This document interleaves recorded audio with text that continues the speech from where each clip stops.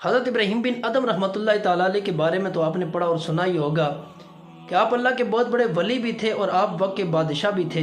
ان کے حوالے سے ایک بات میں آپ کی خدمت کے اندر عرض کرنا چاہتا ہوں، جس کے اندر بڑا خوبصورت پیغام ہے۔ آپ کا دربار لگا ہوا تھا اور لوگ آپ کی خدمت کے اندر آ رہے تھے، اپنے مسائل پیش کر رہے تھے اور آپ ان کا حل فرما رہے تھے۔ اسی اسنا میں ایک شخص آیا آپ کی بارگاہ میں اور آ کر عرض کرتا ہے، بادشاہ سلامت، میں چند غلام آپ کی خدمت کے اندر لے کر حاضر ہوا ہوں۔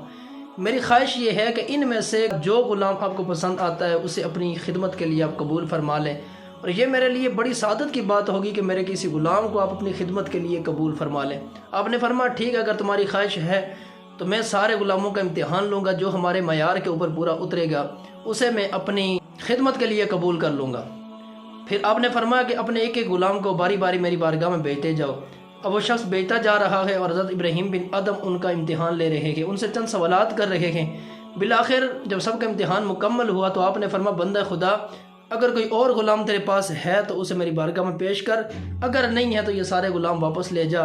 خواہش تیری ہے لیکن ان غلاموں میں سے کوئی ایک غلام بھی ہمارے معیار کے اوپر پورا نہیں اتر رہا، لہٰذا یہ ہمارے کسی کام کے نہیں، تو انہیں واپس لے جا۔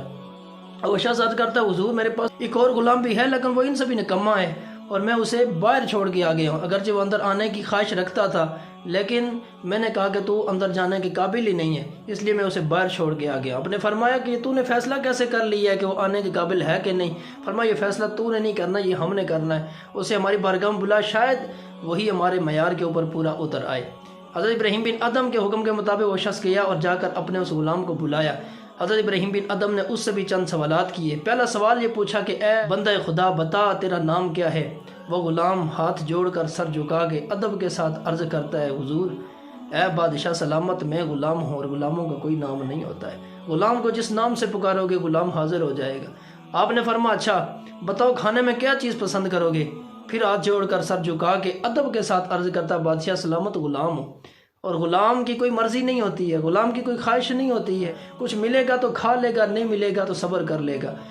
جناب حضرت ابراہیم بن ادم بڑے متاثر ہوئے اور آپ نے فرمایا، غلام اے بندے خدا، تیرے دل میں کوئی خواہش ہو، آج جو بھی تم مطالبہ کرو گے، ڈیمانڈ کرو گے، آج تمہاری ہر خواہش کو پورا کیا جائے گا۔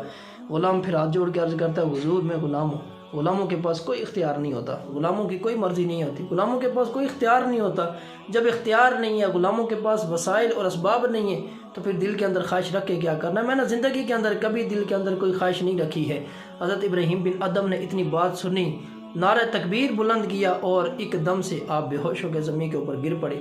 سارے وزیر اور مشیر پریشان ہو گئے کہ ماجرا کیا، بادشاہ سلامت کو کیا ہو گیا؟